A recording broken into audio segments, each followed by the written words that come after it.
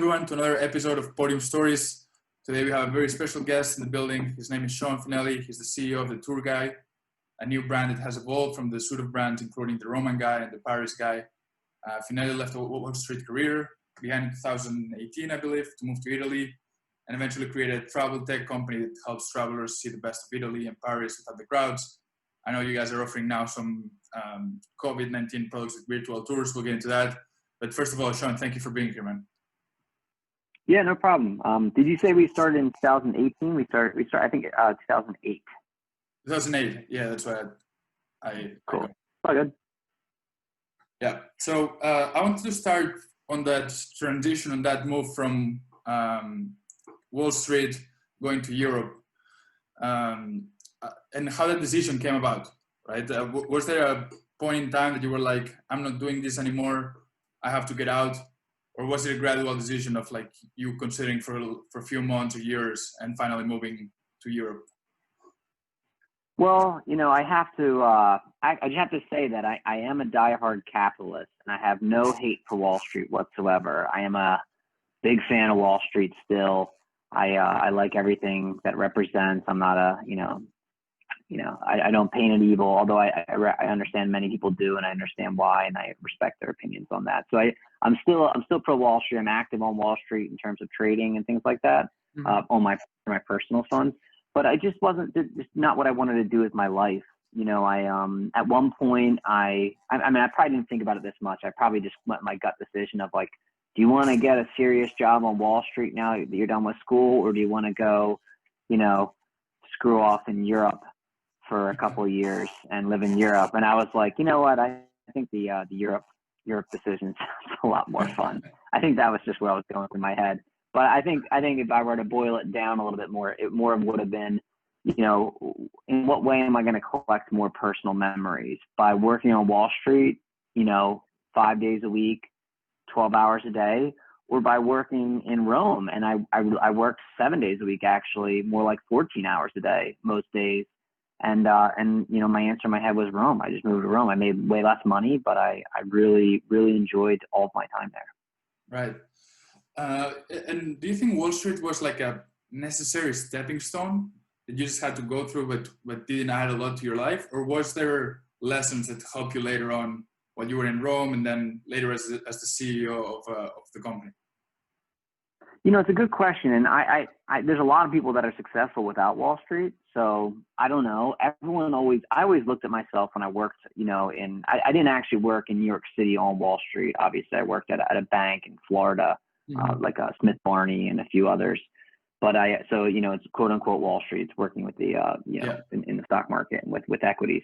But, I didn't really think it was that significant, but everyone, even after, I went to Rome, always just referred me as the finance guy. You know what I mean? Even in all my odd, weird jobs, panhandling, everyone looked at it that way. And I guess it just kind of like, even though I didn't really have a very important job at the time, I was just like finishing university. So it was like, entry level jobs and things like that. It really gave me an outlook on how companies run, how companies, like at least public companies, become successful and how they fail. Like, when a stock crashes or when, a company's bonds start to fail and things like that, you understand why when you work and sell them. So it really gave me an idea of like, well, this company is successful, and then I would research why, and these companies are failing, and I'd research why. And it gave me an idea of kind of like how companies become successful and how companies become failures. It also made me incredibly focused on the numbers and, the figures, all types of things like that. So instead of just being like, I'm obviously a product and marketing focused CEO, but I can never stop looking at the numbers and making sure that we are running a healthy business and everything is going, tomorrow's going to be better than today. Right. Makes sense. And I think it taught me more how to be a CEO than that it taught me more to be a CEO rather than how to start a business, if that makes sense. Right. And that financial side of the business, I run a small company. We're about 5 people. And that financial side of the business is already important.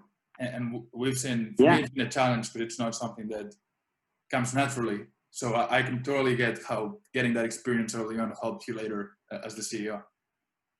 You said it doesn't come naturally to you? it does not that much. No, it's been something that like, it's been kind of like put behind for me, right? Like I'm more like, I started as a writer, then marketer, then business owner.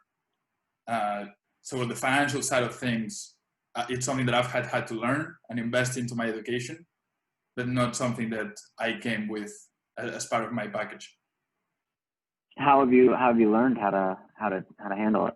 That's a great question. So one of our earliest clients is an agency owner who we've been working for a few years now, and he was very much financial oriented. So he was very good on the finance side of things.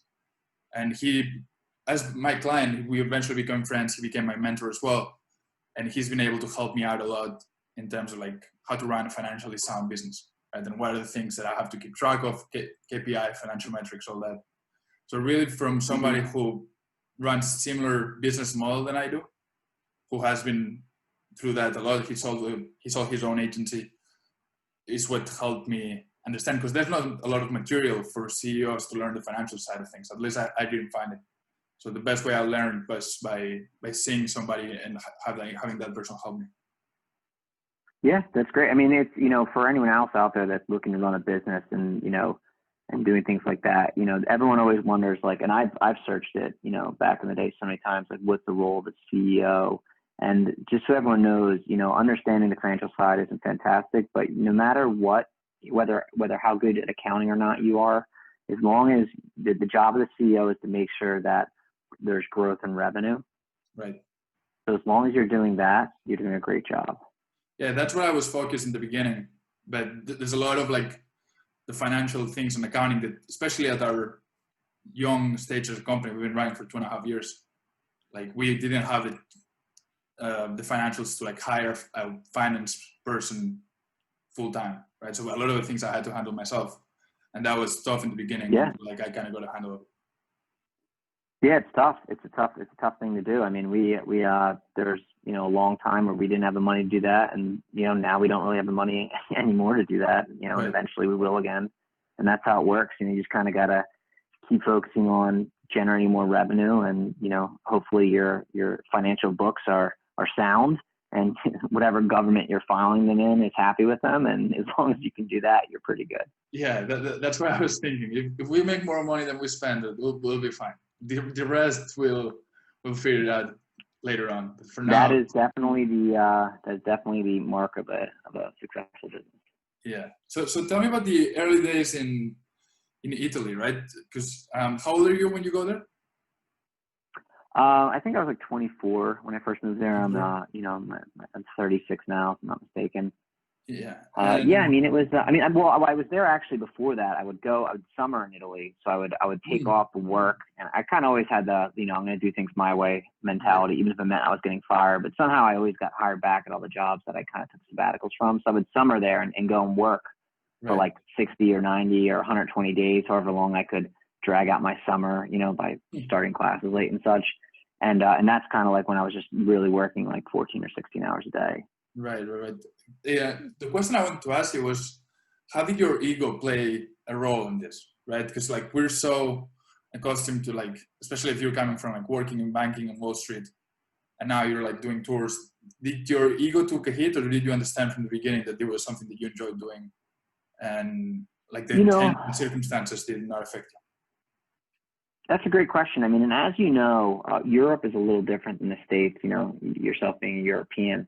So in the States, there's a huge focus on like, you know, your image and the clothes you wear and things like that. You know, so when I was working in the States, I had to have like, you know, I didn't have like the nicest car, but I had to have a new car, and, you know, had to wear Lacoste polos to work, or else, you know, people looked at me funny, right. You know, that kind of stuff. Even when I was in college, you know, just like if you dress coming in, like you know, it was kind of a, you know, that's how it worked. But when I got to Europe, it really didn't bother me. I mean, I was just really happy to be living in Italy. I mean, my family, you know, generations ago is from Italy. I had an Italian passport. I didn't speak the language well, and I was just happy to get there and have a chance to live there. And I remember, like, even after like these days of panhandling and then doing tours at night, I would like go home on a bus surrounded by stinky, you know, smelly people that have been working all day too. I probably smelled as well. I was out there for 12, 14 hours, and I was just so happy just to have the opportunity to be there. So I didn't really have an ego in the early days. I probably have an ego in other ways, but in terms of like, I was just really proud to be there. And I think my ego was just so proud of that. And I was proud to have a passport, 2 passports and that kind of stuff. So I think my ego was sustained there. And I think it was really good. I mean, panhandling was tough. You'd get Americans just like you that come from good families, putting their hand in your face and telling you to F off or whatever it is. That was pretty tough, but I would just call my mom, or my grandmom every day or every couple of days, and they'd tell me how awesome I am. And that would kind of, work the ego back into place. Yeah, that call from grandma that you're amazing is always a good self-esteem boost. Yeah. After a couple of rejections, I give her a bell, and she tells me I'm awesome, and I get back to the street. I had to make money. I was never really starving. There was a point in time where I got scammed and I didn't have any money, and I had to like spend a couple nights in the street. But I wasn't like, there's a lot of people worse off than me in that thing. So, but I just wanted to make a lot of money. That's what I wanted to do. I just wanted to make as much, well, not a lot of money. I wanted to make as much money as I could. So I was motivated and driven by the idea of doing that, and not for what the money could buy you, but I think that, Haim Saban said that money is a marker for success. So it's not about the money, but it's a good way to see how successful you are. Yeah. It's interesting you mentioned the difference in ego between Europe and the United States. I also have American passport and Spanish passport, and you can definitely tell that the culture is different. And if you have been back and forth between Europe and the United States, you can see how ego is perceived differently in both countries. Neither of them right or wrong, just definitely. Yeah, it's just different. I mean, that's just one thing though. There's lots of obviously positive attributes about the United States that I love and cherish. You know what I mean? And there's lots of positive attributes about Europe that I love and cherish. Everywhere has its yin and yang. Yeah. It's not that I'm saying America is a bad place, but it's just a little more. It can be slightly more, a little more focused on what you have, and your status and things. But at the same time, it's like maybe that's what drives the economy to be so robust. Probably. Yeah, for sure. For me, it's been like I've always felt 50% American, 50% Spanish, and then there's certain things. Good way to feel. One side to the other, because I was born in the States, but I was raised here until I was 17. Then I moved to America to play college basketball. It's been back and forth a lot. But I want to ask you, at what point do you transition into like actually building a company, or thinking of it as like you're building a company versus doing tours and all that? Like, is there a point that you're thinking, I'm going to build something bigger than myself here, or was it already from the beginning? Yeah, I mean, no, I mean, I had, when I moved to Italy, I told my dad I was moving there for a year. In my head, I was probably moved there for a couple of years. And I just wanted to have enough like gig work, I wanted to get enough private clients that would have me take them around and I could make like $500 a day or something like that. So I was just trying to make it so I had enough money to kind of live a cool lifestyle. I wasn't really trying to save money, but I wanted to be able to like rent a sailboat for a couple of weeks in the summertime and then come back with no money and start over again. That's like really what my goal was. And then around 2011, I met my business partner, and he's like 5 years older than me, and he was getting married at the time. And he was like, really, all my friends were really cool, but a little less reliable. They're reliable, but they weren't as stable. Like, he was married. I don't know anyone else. I still don't have any friends. Well, I have a couple friends, but very few friends in Europe that actually got married. And he was like trying to build a life, and I wanted to do that too. And he just kind of was like really motivated on building something. He wanted to build something. He wasn't sure what he wanted to build, and he really like kind of attached to me. And kept talking about this. He didn't say like, hey, let's start a company together, but he was just kind of like, you're a finance guy. What should we do? Let's invest in the stock market. Let's do this, let's do that. And I was like, all right, cool. And no one ever asked me that before. I had like a brand name called the Roman Guy, and I mostly just got made fun of for that because they were like, oh, the Roman Guy, and this guy was the first guy to ever not make fun of me about it. And he was like, what do you want to do to make money? I want to make money. And I was like, all right, let's found a company. So we just decided one day on February 8th in 2012 to like form an LLC or an S corporation at the time. And we said, okay, we're going to make a company. And we started, looking for ways to take payments with credit card and, we started working on the unit economics and how we were going to, monetize and generate revenue. And it was honestly a slow build, Right. but luckily for us, we both agreed right in the very beginning. We're like, we need to sell our tours online. It wasn't about selling on the street anymore, because we both panhandled and it sucks. If anyone's ever panhandled, panhandling sucks. It's the worst job of all time. You're probably like one of the lowest, when you're doing it, you feel like one of the lowest forms of life on earth. And I can only say that because I did it for almost a decade. Right. And you're like, no one ever, like, you love the fact that you can work in front of the Coliseum, but you hate the fact that you have to panhandle to survive. And you'll do it, and people do, and it's honorable to support their kids. But it's like, it sucks when you panhandle. And I was like, I don't want to panhandle. I don't want to sell tours in the streets. I want to completely remove myself from any street presence. Let's sell tours online. And it was just like, at the time, it just made sense. But now when you look back, it really was one of the key moments in e-commerce, 2012. I mean, it was like, we were going to sell this stuff online, and not many people were doing it. Right. There were a few other companies that were selling tours online. A lot of these big companies, like, the wholesalers of tours, they started in like 2010, 2011, 2012. So we did it too, and we just slowly built up, and it was just a snowball. It got like by 2014 is when things started to pick up, and by 2016 we were big, and by 2018 we were huge. I'm not huge, but we were large enough to be a real company. Right. And I went from there. Yeah. So what has been, like, from a CEO standpoint and from a leadership standpoint, what has been a challenge as you guys start to grow? Because your role and responsibilities change from like panhandling in front of the Coliseum to actually having to run a business with employees and marketing and all that. Yeah. So the business requires a completely different thing from you. And what is one of the things that you were like, oh, this is tough, and you had to work on to improve on as a leader, as a CEO, Yeah, that's a good question. That's a great question. I'm no Mark Zuckerberg. I didn't get into Harvard or anything like that. So, when I first started, I was an animal of terror. So you hire employees and you want everything right away, but you also want to bother them and interrupt them and do all this kind of stuff. So I think the biggest challenge from transitioning from like panhandling on the street to running a company was just literally with leadership. I was definitely I could give a good speech, right. But I was a bad leader. I was a bad leader, a bad manager. And, I made things work. I made it happen, but we had a really high turnover of employees in the very beginning, just because I was like, my expectations were completely wild. The amount of money we were paying was so low, and I just wanted everything for the minimum amount of money I could possibly offer. And it wasn't like I was making any money. I wasn't. I was making no money for the first like 3-4 years, literally nothing.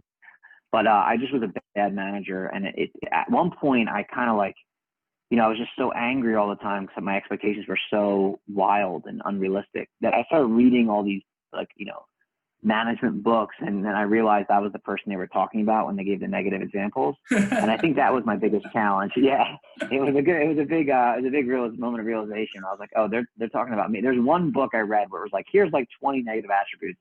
Some people have like 3. I had like 18, and I was like, oh man. He's like, if you're really bad, you have like 3 or 4. I had like almost all of them. I was just like, oh, this is not good. Dude, that's funny. So that was like, sorry, go ahead. No, that was the hardest part, was becoming I had a vision of a product and what I wanted to do and how I wanted to sell it. And, we had, channels of customer acquisition, all this kind of stuff I could set up. My marketing was on point. My website was on point, my e-commerce, UX, UI, everything. We had great stuff. I was just a very bad manager. And that was probably my biggest challenge, was becoming a good manager. And I don't even think I'm a great manager today, but I definitely am better than I was before. Yeah, that's funny that you mentioned it. And maybe we were talking about the same book. But yesterday I started this book called The 15 Commitments of Conscious Leadership. And yeah, that's a good book. They all say the same things, literally. It's like the same things repeated in 100 different books. And on the first couple of pages, it says, like, there's 2 differences of managers, like, and they give an example of the bad one. And like you, I was like, dude, I feel like they're talking about me. And that's something that I've been thinking for the last year and a half of like, like, as a leader, there's so much work that I have to do, because I've probably been holding the company back a little bit. And hearing you speak about it, I related 100% to that. And it's tough. It's not easy being a leader. It seems much easier when you're in college and they tell you there's 4 leadership styles and pick one, right?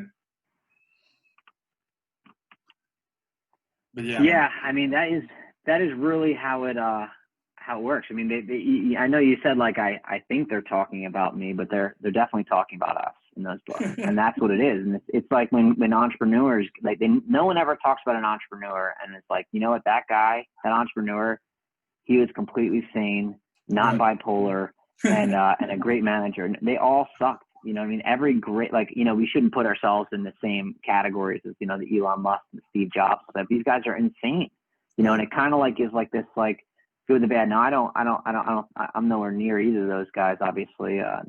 Not many people are. But I think that when you start something and you try to do it and you're really motivated behind it, you can't have every quality. And when you start to move towards someone else, you know, like when you become a better manager, you kind of lose some of those other qualities. You can't really have them. But I think it all comes down to like, really what you have to understand is as you go through is the Plato quote. The only thing I know is I know nothing at all. You know, I know that I know nothing. And it's really important just to understand that. I always consciously say, like, whatever I think I know now is going to change next year or the year after that, and 5 years from now, I'm going to look back and probably be embarrassed about how I think and feel now. You know, and that's kind of what I constantly keep in my head to make it work, is that, like, hey, listen, whatever you're really passionate about now in terms of like management, leadership, whatever, in 5 years, you're going to look back and be like, that was wrong.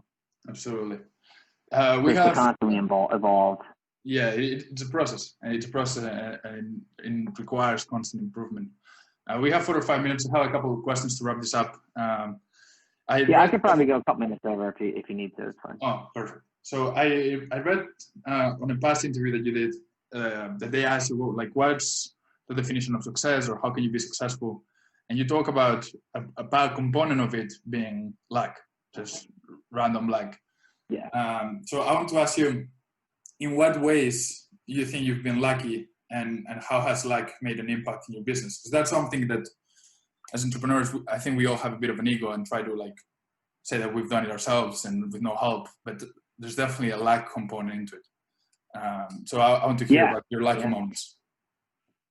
I mean, there's been a lot of them. I mean, I don't know if I didn't move to Italy, would I have, you know, started a company, or if I would have gotten a job for someone else, or what I would have done. I'm pretty much unhireable. I've been fired from every job I've ever had. So I probably would have had to start a business.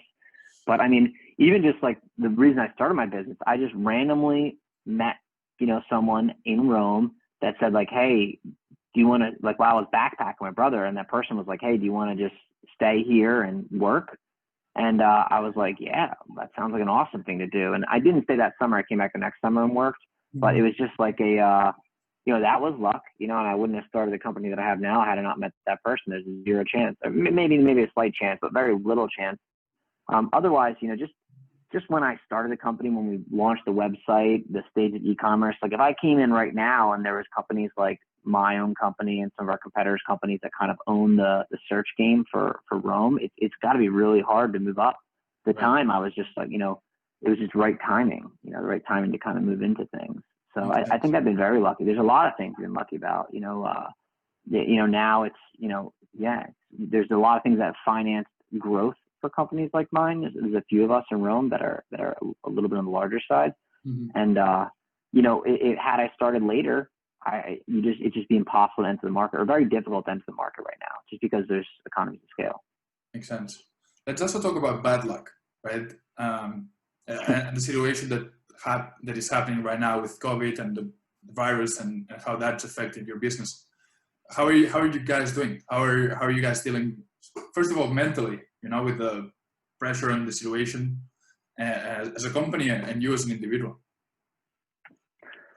Yeah, so you know, it's been a roller coaster ride, and there actually is, like, I'm sure you've seen it before if you're reading a lot of the business books. There's like a emotional roller coaster chart you go on. It starts with like this huge fall into, like, you know, an oh shit moment of what's going on. Then you kind of rise up a little bit to rise to the occasion, to motivate everyone. Then you fall again down in depression, and you go back up on a slow climb back to wherever you're going. And you know, we definitely, March was a really tough. I mean, there were some key moments that were really difficult. I mean, for us, it was like February 23rd was like D-Day, right. And February 25th and 28th were really tough days. I mean, I think the Friday of that week, I think it was the 28th, was when the CDC said Americans can't travel to Italy anymore. And I was like, oh crap, you know, what am I going to do?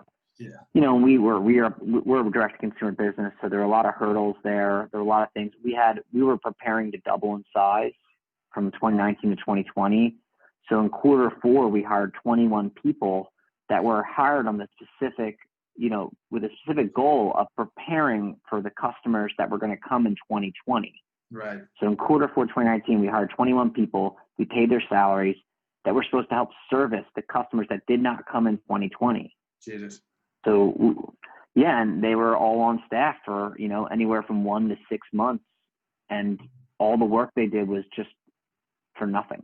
Right. You know, and we paid them, and that made it really difficult, you know, the whole situation. So, you know, we went from a company that had, you know, between 50 and 60 employees to a company that has less than 10 employees. Right. Well, we actually have more than that, but many people are on furlough right now in Europe and the United States. But we have less than 10 active employees right now, and we're just trying to make it through. And it's been really difficult because you kind of trying to balance the customer expectation right now, which a lot of customers are really frustrated with our company and other companies, with, like, you know, the expectation of a company. Like, how does a business go 12 months without any revenue? Right. So how is that possible? Like, no companies can go 12 months without any revenue. Companies can't go weeks without revenue, months without revenue. You know what I mean? Yeah. But we're talking about a full calendar year is the expectation. From March 1st, 2019 to, we're going to wait at least until March 1st, March 1st, 2020 till March 1st, 2021 before we are, you know, servicing customers again. Right. So how are So you it's guys? been a roller coaster. How are you guys adapting to it? Is there anything that you guys are trying or testing? Because as a fellow CEO, I empathize, and dude, I bet it was fucking rough. Like, So what are the potential solutions that you guys are trying out? Well, we were early to market with virtual tours, which are fantastic. They're really cool experiences. The customer really liked them. You know, now it's warm outside, so our sales have gone down for that particular product because people just, you know, they're going to go outside instead of purchasing a tour on the computer. You know, it just makes more sense. Right. You know, and I understand that. You know, but, like, you know, we've created a couple products there that most likely will do really well during winter months and could be considerable products in the future. And then the cooking classes do pretty well as well. It's not enough money to keep our company running, though. Like, we couldn't, if we didn't have, you know, a little bit of cash reserves, and our government wasn't nice enough to offer, you know, some supportive loans, we definitely wouldn't be able to support the staff that runs these products right now. But if we have all of our other products running and we're running these products, it'll be a nice addition to what we're doing. But really what we're trying to do is just kind of pave the road to next summer or next year, and we'll go from there. You know, if there's a situation where we're not in business next year, it's a much larger situation than just us not in business. It's a global problem at that point. So we're expecting to be in business next year, or we expect to have a you know, a global recession of unforeseen or you know, that has never been seen in the past. Right. Man, I really appreciate you being here and speaking about that. I definitely wanted to hear your thoughts on how you guys were handling and trying to come out of it. Like I said, I empathize, and I hope I wish you guys the best, man. I know times are rough, but I know you guys will come out of it stronger. Yeah, I mean, there's a lot of other cool things too. I mean, we took the time to really study what we do, what products are profitable, what products aren't, and we're kind of like honing down on the most profitable products. So 2021, so there's no fat whatsoever, and we come out, we can go through 2021, deliver the best product possible that our customers want the most, without as much experimentation, as much growth. So we're definitely going to go into 2021 without trying to grow as much as we were trying to grow in the past, and just hone in on the leanest products the customers are the happiest with, and try to deliver the best service possible so we can kind of rebound from where we are now with customers and have a great season with customers and have a great season with revenue and profits so we can start paying down some of our debt. So we're just really excited to get through. And I hate to say this because I love living in the moment and living the day we're in right now. But considering there's literally almost nothing we can do to generate revenue right now, it's like airlines. Like, what are you going to do? You know, show movies of people sitting on planes? Like, no one wants to do that. So we're really just like excited to get to next year and just have a really nice lean year, deliver an amazing product, you know, rebuild our face with our customers and kind of move forward with that. And it just, that's what we're most focused on right now. And it's really about re-examining our strategy, rebuilding it, and spending this time, just kind of working on our company, if that makes sense. Absolutely. Sean, I know you have to get out of here. Thank you so much for being here, man. It's been an absolute pleasure. Where can our listeners reach out to you? I know you're on LinkedIn. Also, can you give us your website as well? Yeah, I mean, people, if you're looking for tours and experiences, you can go to theromanguy.com or thetourguide.com. Both websites are sister websites, and all of our products are there. People can find me on LinkedIn, look for a connection or something like this. And, I mostly, anyone that's not selling me something, I pretty much approve the connection. And that's that. I don't use too much social media anymore just because I got kids. I don't do the Instagram thing. I have an account. You're welcome to follow me, but I might post like once every 2 years or so. So yeah, maybe LinkedIn's better. I think kids go over Instagram. I'm pretty sure the right order of priorities is that. But exactly, thanks, man. Exactly. And if you're listening, thank you so much for being here for another episode. We'll see you next time.